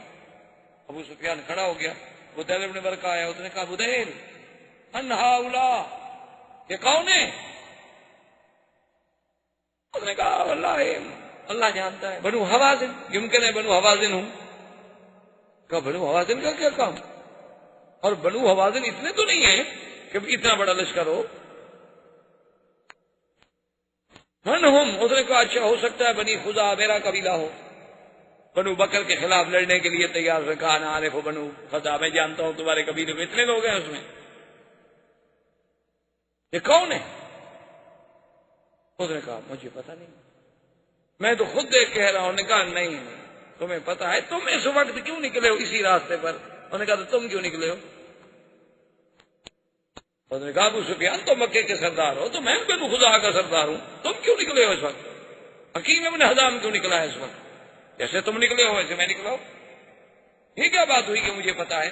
چلو چلتے ہیں وہاں لشکر کی طرف، وہاں جا کے پوچھتے ہیں کہ کون ہے. اس نے کہا اچھا آپ ہمیں وہاں لے جانا چاہتے ہو، ہم سمجھ گئے کہ یہ مسلمان ہے، تمہاری مدد کے لیے آئے. اس نے کہا نہیں مجھے نہیں پتا مسلمان ہے، نہیں ہے، چلنا ہے تو چلو ہم چلتے ہیں بس. اب وہ کہاں جائیں؟ لیکن ابو سفیان ڈر گیا. اس نے کہا اتنا بڑا لشکر. اور خدا کی شان دیکھیں جی، عباس ابن عبد المطلب عم رسول اللہ، حضور کے چچا اور محبوب چچا، خدا کی قدرت ہے وہ انتظار میں تھے. اسلام ان کے دل میں پہلے داخل ہو چکا تھا. انہیں پتہ چلا کہ مسلمانوں کا لشکر آ گیا ہے. وہ جناب رات کو نکلے اور سیدھے کیمپ میں جب آئے پوچھا کون؟ نے کہا مسلمان. کہا این رسول اللہ، حضور کہاں ہیں؟ اچھا حراس میں جو تھے، یعنی جو جسے آپ کہتے ہیں سیکورٹی، تو اس پہ حضرت عمر تھے. حضرت عمر نے عباس کا آواز پہچانا، کہا عباس ہو تم؟ اس نے کہا عمر زیادہ بات نہ کرو، دلنی الی رسول اللہ. اس نے کہا میں تمہیں حضور کا خیمہ بتاؤں، میں آ رہا ہوں تیرے پاس، میں ابھی بدل لیتا ہوں. کہا اشہد ان لا الہ الا اللہ، میں تو مسلمان ہو چکا ہوں خدا کے بندے. حضور نے جب آواز سنی کہا عباس میرا چچا. اتنے میں عباس پہنچے، انہوں نے کہا اشہد اللہ الہ الا اللہ واشہد ان محمد رسول اللہ، ففرح رسول اللہ فکبر فقال اللہ اکبر اللہ اکبر۔ حضور نے فرمایا کہ اے مسلمانوں، اس سے بڑی خوشی میرے لیے کیا ہو سکتی ہے کہ آج مکے میں سے میرا چاچا مسلمان، یہ سب سے بڑی تمہارے لیے سعادت۔ عباس نے کہا حضور میں تو کلمہ پڑھ لیا، میں تو مسلمان ہو گیا، لیکن ایک بات کروں، ناراض تو نہیں ہوں گے آپ؟ حضور نے فرمایا کہ میرے چاچا ہو، جو بھی بات کرو، کیوں میں ناراض کیوں ہوں گا، بات کرو۔ اس نے کہا حضور اتنے بڑے لشکر سے اگر قریش پہ حملہ ہوا نا تو تمہاری قوم کا ایک بچہ بھی نہیں بچے، تمہارا مقابلہ نہیں کر سکتا۔ وہ دن ختم ہو گئے کہ 10,000 کا لشکر جرار ہے، اس کا کون تھا؟ تو حضور نے فرمایا عباس تم نے دیکھا نہیں انہوں نے کیا غدر کیا؟ اس نے کہا حضور انہوں نے جو غدر کیا، میں کہتا ہوں اب بھی ان کو معافی دے، ورنہ پھر قریش کا تو کوئی بچہ بھی نہیں بچے۔ حضور نے فرمایا عباس تم تو مسلمان ہو گئے، قریش تم مجھ سے معافی نہیں مانگ رہے نا کہ میں معافی دوں؟ انہوں نے کہا حضور پھر مجھے اجازت دے، میں جانے دیں ابو سفیان سے جا کے بات کرتا ہوں، ورنہ قریش نہیں بچیں گے، ایک بچہ بھی نہیں بچے گا مکے میں۔ اتنے لشکر نے جب حملہ کر دیا ایک بچہ بھی نہیں بچا، کیونکہ بنو سلیم ہیں، بنو غطفان ہیں، اور پھر وہ بنو خزاعہ ہیں جن کے 23 آدمی مرے ہوئے تھے، بنو تمیم ہیں، اور مہاجرین و انصار ہیں۔ حضور ان کے دلوں میں تو وہ کفار قریش کے خلاف جو لاوا ہے پک رہا ہے، کون بچے گا؟ مہربانی کرو ورنہ مکے میں قتل عام ہو۔ حضور نے فرمایا اچھا۔ اس نے کہا حضور ایسا کریں کہ مجھے کوئی نشانی بھی دے، آتا ہو بغلتا ہو۔ حضور نے اپنا بغلہ دیا کہ میرے خچر پہ بیٹھ کے جاؤ۔ تو حضرت عباس حضور کے خچر پہ مکہ کی طرف روانہ ہوئے۔ وآخر دعوانا الحمدللہ رب العالمین۔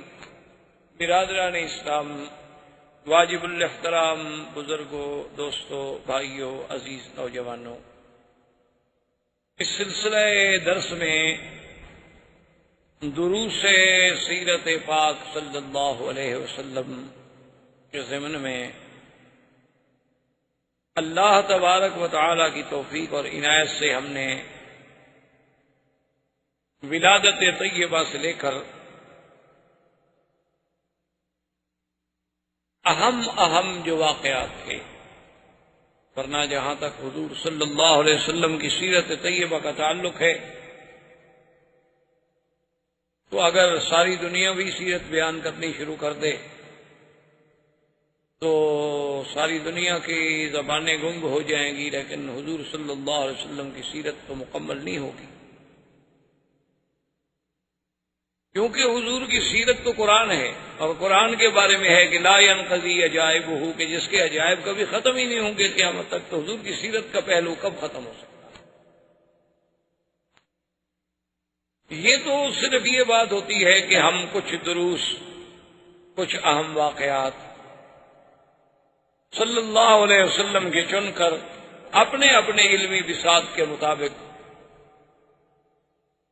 مسلمانوں کے سامنے رکھیں کہ شاید ان کی زندگی کسی ایک گوشے سے بھی منور ہو جائے،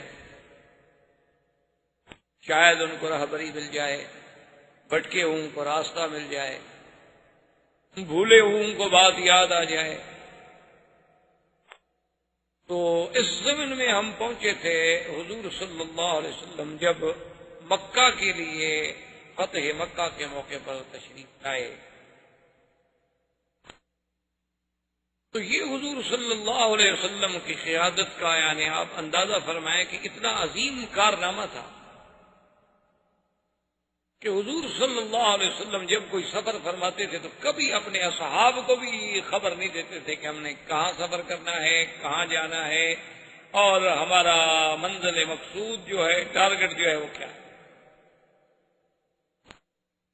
بلکہ ہمیشہ حضور صلی اللہ علیہ وسلم اپنے صحابہ کو عمومی بات کہتے تھے جس سے کوئی اندازہ قائم نہ کر سکے۔ یعنی آپ آج دیکھیں کہ 1400 سال کے بعد آج دنیا آپ سمجھتے ہیں کہ کتنی ترقی کر چکی ہے، اب تو پوری دنیا جو ہے یعنی جسے کہا جاتا ہے جی کوئی گلوبل ولیج بن چکی ہے، تو اس میں بھی یعنی ہم حیران ہوتے ہیں کہ ابھی 2 سال پہلے کی بات ہے کہ میں سفر میں تھا، تو وہاں کی حکومت نے بہرحال اللہ نے جزائے خیر عطا فرمایا، میرا مقصد تو نہیں تھا، نہ مجھے پتا تھا، نہ میری خواہش تھی، نہ تمنا تھی، نہ مجھے علم تھا۔ گورنمنٹ نے کوئی سیکورٹی کا انتظام کیا، اسکواڈ یہ وہ کبھی حفاظت رہے، حالات ٹھیک نہیں ہے۔ تو اتفاق سے وہ جو سیکورٹی کا انچارج تھا ایس پی، وہ میرے جاننے والوں میں تھا، تو وہ مجھے ملنے کے لیے آیا۔ تو انہوں نے کہا کہ جی ہمیں تو ایک فائدہ ہو رہا ہے آپ کی سیکورٹی سے کہ ہم جلسے سن رہے ہیں، تقریریں سن رہے ہیں، ہمارا تو بھلا ہو رہا ہے، آپ تو تنگ ہیں کہ آپ کی آزادی میں خلل ہے۔ لیکن انہوں نے کہا کہ وکیل صاحب اصل آج کل اگر سیکورٹی ہوتی ہے، ہمارے اسکواڈ یا ہماری حفاظتیں یا ہمارے گن میں یہ کچھ نہیں کر سکتے، بلکہ الٹا ہم تو نقصان دہ ثابت ہوتے ہیں۔ اصل سیکورٹی یہ ہے، جہاں تک ہم نے پڑھا ہے، دیکھا ہے، سیکھا ہے، یہ ہے کہ آپ اپنے پروگرام سے کسی کو باخبر نہ کریں، آپ اپنے معاملات کو راز میں رکھیں کہ آپ نے صبح کہاں جانا ہے، یہ آپ کے ڈرائیور کو بھی پتہ نہ ہو، یہ آپ کے دل میں ہو، اور جب آپ روڈ پہ نکل جائیں تو آگے جا کے فیصلہ کریں، اسے کہیں اچھا بھی آپ کدھر چلو، پھر آپ کو کسی پہرے کی ضرورت ہے۔ تو میں نے کہا کہ ایس پی صاحب آپ تو مجھے آپ بتا رہے ہیں نا، ہم نے تو اب تو طالب العلم ہے، حضور صلی اللہ علیہ وسلم کی سیرت طیبہ کا ایک حصہ ہے کہ جب حضور سفر فرماتے تھے تو صحابہ کہتے ہیں، ہمیں کہتے کہ مشرق جانا ہے، حالانکہ جانا حضور نے مغرب کی طرف ہوتا تھا، اور کبھی فرماتے ہم نے مغرب کی طرف جانا ہے اور جاتے مشرق کی طرف۔ میں نے کہا یہ تو ہمیں درس ملتا ہے سیرت رسول پاک سے، ہم نے آپ سے کیا سیکھنا ہے؟ تو اب آپ اندازہ فرمائیں کہ 450 کلومیٹر مدینہ منورہ سے مکہ مکرمہ کا فاصلہ ہے، اور 2 آدمی نہیں 10,000 کا لشکر لے کر مدینہ منورہ سے چلنا، اور مکے کے پہنچنے تک مکے والوں کو خبر نہ ہو کہ یہ لشکر آ رہا ہے۔ یعنی آج آپ دنیا میں کوئی ایسا جرنیل پیش کر سکتے اتنا بڑا لشکر لے کے اور پیدل، اونٹوں پر، گھوڑوں پر؟ اور مکہ سے جب حضور چلے تو آپ نے اپنا رخ مبارک جو ہے طائف رکھا۔ اب سب سمجھتے رہے کہ طائف کی طرف بنی حوازن پہ حضور صلی اللہ علیہ وسلم حملہ فرمانا چاہتے ہیں، اور جب بنی حوازن کے طائف کے قریب میں یعنی آ گئے تو حضور پاک نے باقاعدہ اپنے آدمی بھیجے جسے آپ کہہ لیں کہ بھئی جاسوس بھیجے گئے کہ بھی آگے جا کر خبر دیں، جیسے آج آپ کو پی ڈی کرتے ہیں، بھیجتے ہیں، پہلے وہ جا کے اطلاع کرتے ہیں کہ اچھا جی اب یہاں آپ فائر کریں۔ تو حضور صلی اللہ علیہ وسلم کے وہ آدمی گئے تو ان کو بھی آپ نے حوازن کی طرف بھیجا کہ بنو حوازن کا پتہ کرو کہ ان کا کیا حال ہے۔ بنو حوازن کا ایک آدمی اتفاق سے وہ جو ہمارے اصحاب رسول پاک حضور کے حکم پہ تلاش کر رہے تھے، ان کے ہاتھ میں ایک بنو حوازن کا آدمی پکڑا گیا، وہ ان کا جاسوس تھا، ان کو بھی پتہ چل گیا تھا کہ شاید ہم پر حملہ ہو جائے، تو وہ بھی اپنے جاسوس بھیجتے تھے کہ پہاڑوں میں پھرتے رہیں، اونچی چوٹیوں پہ چڑھ کے دیکھتے رہیں کہ کوئی قافلہ، کوئی منظر، کوئی آتا ہوا، کوئی روشنی، کوئی رات کو آگ جلانے کا منظر نظر آئے تو خبر رکھیں۔ وہ جب پکڑا گیا تو حضرت خالد بن الولید نے اس سے پوچھا کہ تم کون ہو؟ تو اس نے ایک اور قبیلہ بتا دیا کہ میں تو بنو غفار ہوں۔ تو انہوں نے فرمایا اچھا تم بنو غفار کے ہو؟ نے کہا کہ ان کا کس کے بیٹے ہو؟ اس نے باپ کا نام بتایا، تو آپ نے کہا اس نام کا آدمی تو بنو غفار میں کوئی نہیں ہے۔ اچھا تمہارا بنو غفار کی کس گلی میں گھر ہے؟ اب وہ بیچارہ بنو غفار کا تو گھر جانتے نہیں تھے، تو بتایا کیسے؟ اور فرمایا میں جانتا ہوں تم حوازن کے جاسوس ہو، سیدھی سیدھی بات کرو، کیا بات؟ تو اس سے بھی حضرت خالد کو بڑے معلومات حاصل ہوئے، پتہ چلا کہ بنو حوازن بھی پوری طرح تیاریوں میں لگے ہوئے۔ تو اب حضور صلی اللہ علیہ وسلم بالکل عین جب طائف کے رخ پہ آ گئے، جیسے وادی تیمہ ہے تو اس کے رخ پہ آ گئے، تو وہاں سے آپ نے حکم دیا کہ مکہ سب لشکر جو ہے مکے کی طرف رجوع کرے، ہم نے طائف نہیں جانا۔ اب حضور صلی اللہ علیہ وسلم مکے آئے، اور مکے سے 4 میل صرف باقی حرم جو ہے 4 میل رہ گیا، وہاں حضور صلی اللہ علیہ وسلم نے پڑاؤ کیا، لشکر تھک چکا تھا اور متواتر سفر کر چکا تھا۔ اور اتفاق کی بات یہ ہے کہ بدیل بن ورقہ جو بنو خزاعہ کا سردار تھا، جو مدینہ منورہ گیا تھا حضور صلی اللہ علیہ وسلم سے مدد مانگنے کے لیے کہ حضور ہمارے ساتھ بنی بکر نے زیادتی کی ہے، ہم آپ کے حلیف ہیں، ہماری مدد کریں، اور پہلے انہوں نے سالم ابن عوف کو بھیجا تھا، جس کے ساتھ حضور نے وعدہ کیا تھا کہ نصرت یا سالم۔ بدیل ابن برقہ روزانہ رات کو مکے سے نکلتا تھا، انتظار میں تھا کہ اللہ کے نبی نے وعدہ کیا ہے تو اللہ کے نبی کا وعدہ تو ضرور سچا ہے، آپ آئیں گے، لیکن پتہ نہیں کب۔ اتفاق کی بات یہ ہے کہ ایک رات بدیل ابن برقہ بھی نکلے، ادھر ابو سفیان جو مکے کا سردار تھا وہ بھی نکلا، اور حارث ابن ہشام بھی نکلا۔ یہ تینوں جو ہے نا اتفاق سے نکلے تو اپنے اپنے گھر سے، لیکن راستے میں اکٹھے ہو۔ ابو سفیان نے پوچھا بدیل ابن برقہ سے کہ کیسے چلے ہو، کہاں چلے ہو؟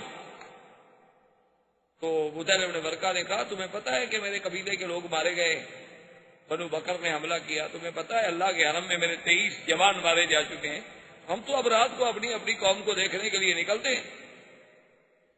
تو یکدم جب روشنیوں پہ نظر پڑی تو اس نے کہا کہ ما ہاؤلا، من ہاؤلا، یہ کیا ہے؟ تو بدیل ابن برقہ نے کہا ہو سکتا ہے میرے قبیلے کے لوگ ہوں، بنو خزاع ہوں۔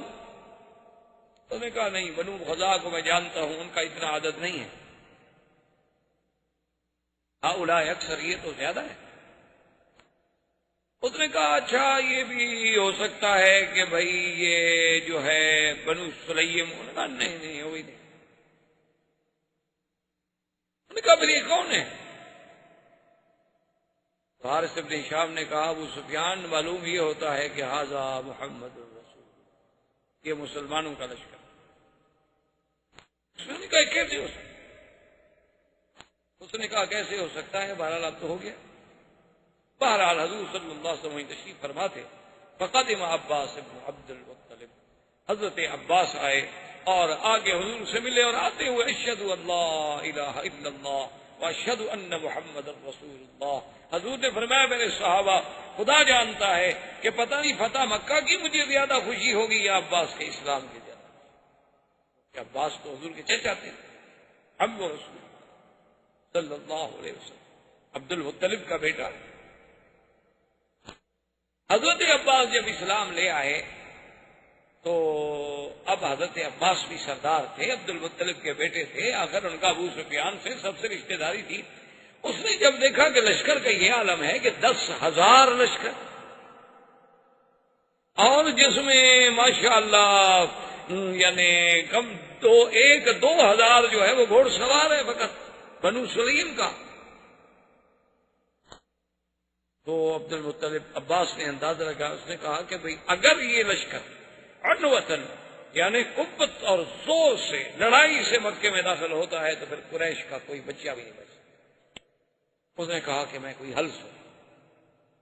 اس نے کہا حضور اچھا الحمدللہ میں مسلمان ہو گیا، مجھے اجازت ہے میں ذرا ابو سفیان سے بات کروں۔ حضور نے فرمایا ہاں بالکل بات کرو۔ عباس ابن عبد المطلب دوڑے اور سیدھے ابو سفیان کے پاس، نے کہا ابو سفیان حل علم تھا، پتہ لگا ہے تمہیں کیا ہو گیا؟ اس نے کہا ہاں میں نے رات دیکھا ہے بڑا لشکر ہے۔ اس نے کہا بڑا لشکر نہیں، 10,000 مقاتل ہیں فقط، 10,000 آدمی صرف وہ ہیں جنہوں نے جنگ لڑنی ہے۔ اور اندازہ کرو کہ 10,000 جو آدمی صرف فوج لے آ سکتا ہے تو پیچھے بھی تو آخر مسلمان ہیں نا۔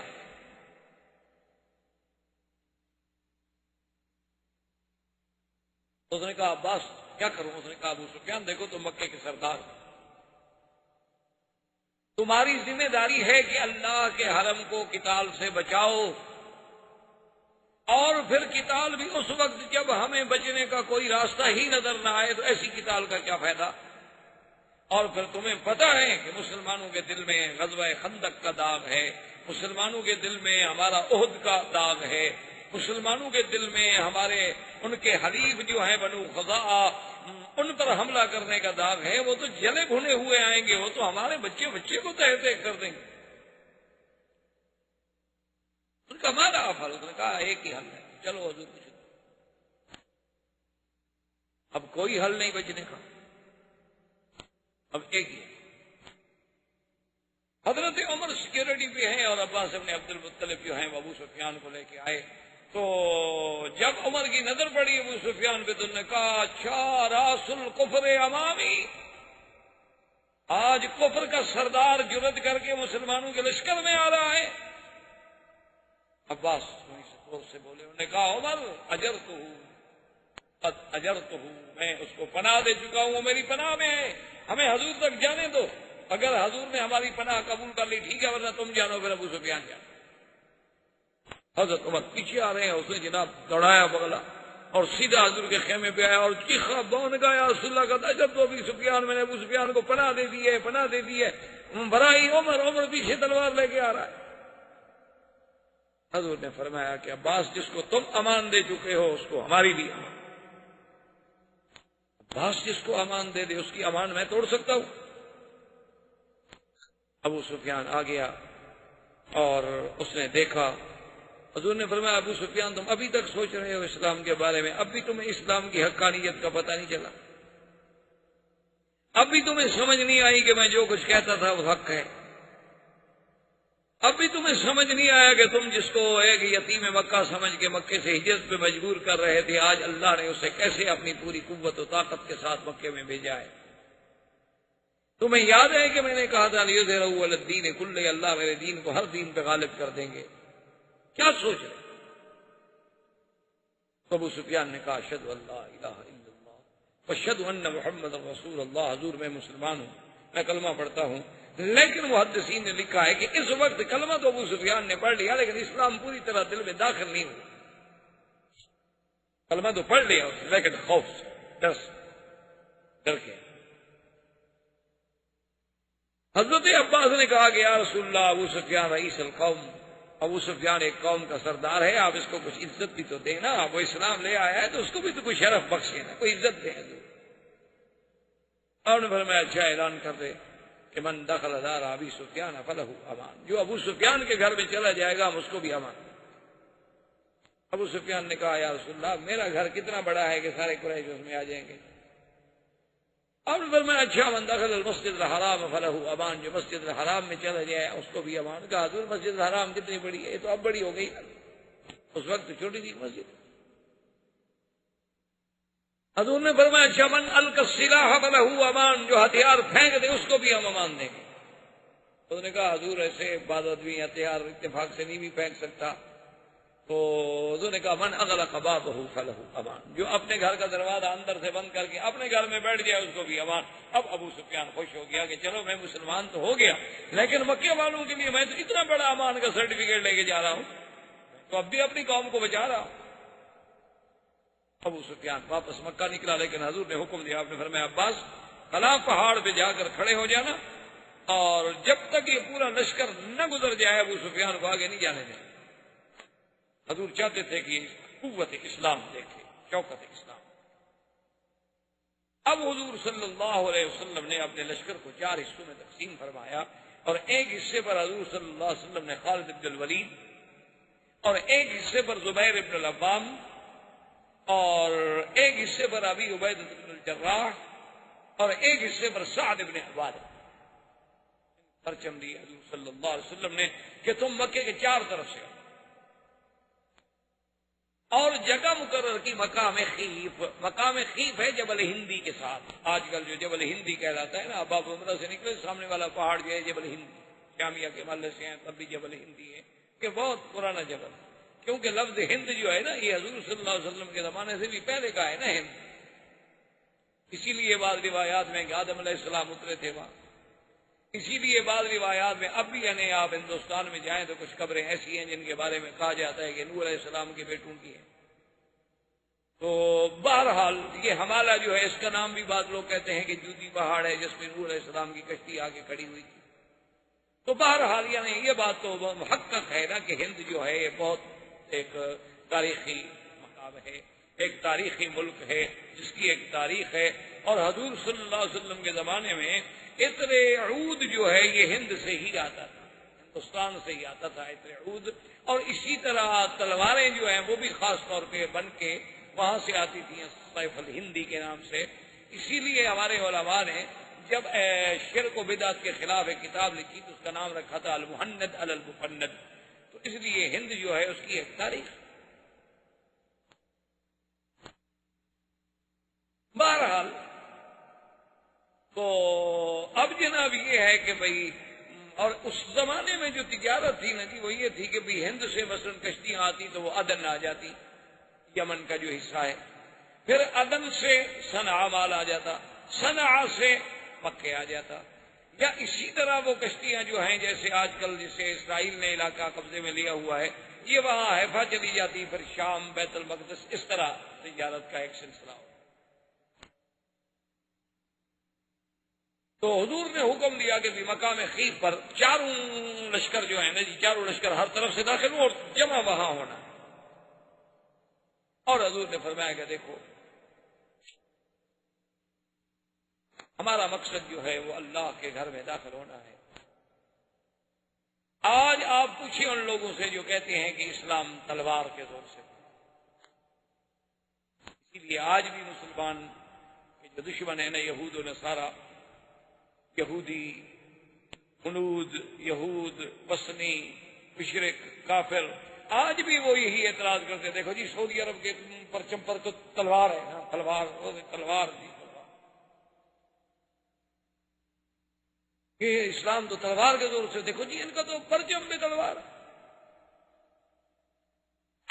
تو یہ بات جو ہے دراصل، اور یہ اعتراض کرتے کون ہیں؟ جنہوں نے قوم پر ایٹم استعمال کیے۔ یعنی آپ اندازہ کریں یہ کتنی غدار قوم ہے۔ مرغی ذبح کرنے سے تو ان کو رحم آتا ہے کہ جی ایک جانور ہے، اس کو مسلمان بڑے ظالم ہیں جی، چھری سے ایسے ایسے کرتے ہیں، بس کرنٹ تو ختم ہو جائے یار، یہ بڑا ظلم ہے۔ یعنی مرغی کا تڑپنا تو ان کو ناگوار گزرتا ہے، لیکن کوسوا میں اگر مسلمان تڑپیں، البانوی عورتیں تڑپیں، عصمت دری ہو، کشمیر میں اگر 70,000 آدمی مار دیا جائے تو وہاں تو جی نہیں، ایسا نہیں ہونا چاہیے۔ اور الٹا مسلمان کو کہتے ہیں کہ تم یہاں کیوں آ گئے، تم تو ادھر تھے۔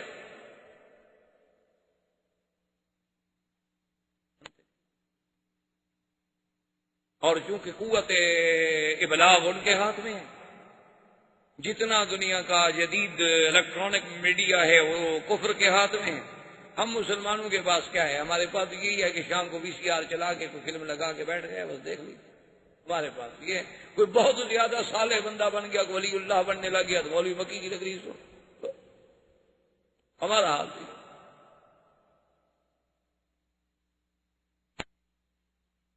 یعنی عجیب انداز ہے۔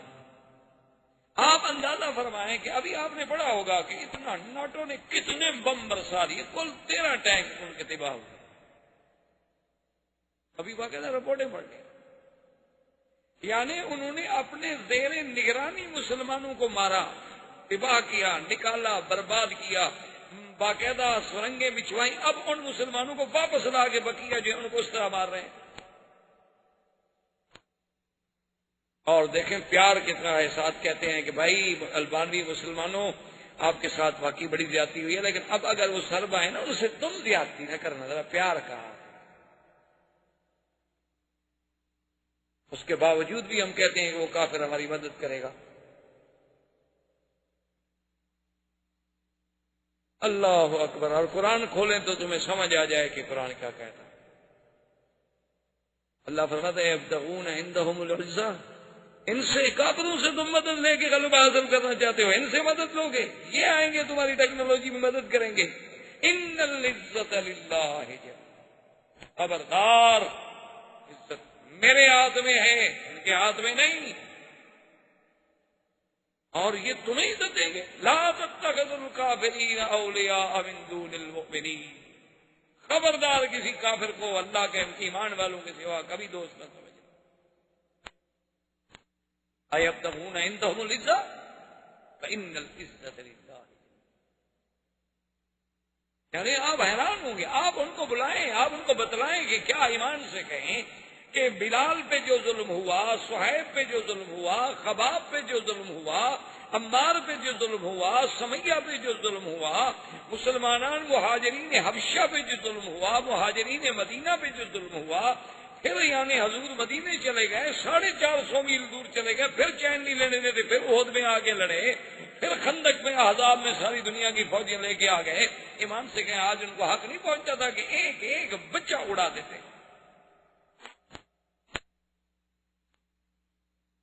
لیکن دیکھیں کہ حضرت سعد حضرت سعد نے جب پرچم ہاتھ میں لیا نا، حضور نے 4 پرچم دیے نا، ایک خالد کو، زبیر بن عوام کو، سعد کو، ابی عبیدہ بن الجراح رضی اللہ تعالی عنہ کو، تو حضرت سعد نے ایسے غصے میں ایسے ایک دفعہ پرچم کو یوں ہلایا اور کہا لا قریش بعد اليوم اليوم یوم الملحمہ. میں نے کہا صحابہ تیار ہو جاؤ، آج کے بعد قریش کا بچہ نظر نہیں آئے، اور آج دن ہے ہم اپنے خون کا بدلہ لیں گے. حضور نے فرمایا ٹھہر جاؤ، میں پرچم واپس کر دوں. یہ دین تلوار سے پھیلا ہے. حضور نے فرمایا سعد کیا کہہ رہے ہو، الیوم یوم الملحمہ نہیں، الیوم یوم المکرمہ. آج عزت کا دن ہے، تکریم کا دن ہے. الیوم یعز قریش، آج اللہ قریش کو عزت دیں گے، ذلت نہیں. ہم کسی کو ذلت دینے کے لیے تو نہیں آئے، ہم تو عزت دینے کے لیے. واپس کرو پرچم واپس کیا. لیکن دیکھیں حضور صلی اللہ علیہ وسلم کی فراست. آپ جانتے تھے کہ سعد کو انصار کا سردار ہے، اگر اس سے پرچم واپس لے لیا ہے ہم نے تو انصار کے دل پر تو چوٹ لگے گی نا. تو حضور نے فوراً اس کے بیٹے کو بلایا، کیسے ابن سعد کو پرچم دے. سیاست مدن پر کتنی نظر دی میرے نبی صلی اللہ علیہ وسلم. آج تو آپ دیکھتے ہیں نا، الیکشن کوئی ہار جائے، ایک آدمی مر جائے میں نے، تو پھر جو سمجھدار پارٹی ہوتی ہے اس کے بیٹے کو ٹکٹ دیتی ہے، تاکہ پھر وہ ایشو بن جاتا ہے نا انتخاب میں کہ جناب کو ان کا تو حق تھا نا جی، اس کا تو حق تھا نا جی، اس کا باپ ہی جناب پہلے MNA تھا نا، اب وہ مر گیا تو یہ تو سیٹ ان کی ہے جناب، اب یتیم سے چھیننا چاہتے ہیں یہ ظالم لوگ. تو سب سے بڑا ایشو وہ ہوتا ہے. یعنی 1400 سال کی ترقی کے بعد آپ یہ باتیں سوچ رہے ہیں کہ اللہ کے نبی کی کثرت نظر دیکھیں کہاں. حضور نے وہ پرچم دے دیا اور اس کے بعد حکم دیا اور فرمایا کہ دیکھو خالد، لڑنا نہیں. من القى السلاح فله امان، جو ہتھیار ڈال دے امان. من اغلق بابه فله امان، من دخل دار ابی سفیان فله امان، من دخل المسجد الحرام فله امان. آپ نے فرمایا جو ابو سفیان کے گھر میں داخل ہو امان، مسجد میں داخل ہو امان، ہتھیار پھینک دے امان، اپنے گھر کا دروازہ بند کر دے امان، بوڑھے کو امان، عورت کو امان، بچے کو امان. الا عشرتن، فرمایا صرف 10 آدمی ہیں جن کو امان نہیں ہے، باقی سب کو.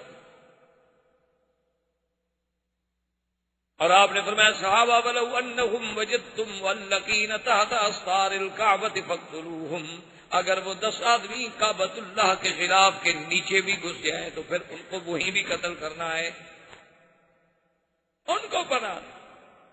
ان میں کون تھا؟ ایک اکرم ابی جہل کا بیٹا، اور ایک صفوان ابن امیہ، اور ایک عبداللہ ابن سعد ابن ابی السرح، اور ایک ہند زوجۃ ابی سفیان کی بیوی جس نے حضرت حمزہ کا کلیجہ چبایا تھا.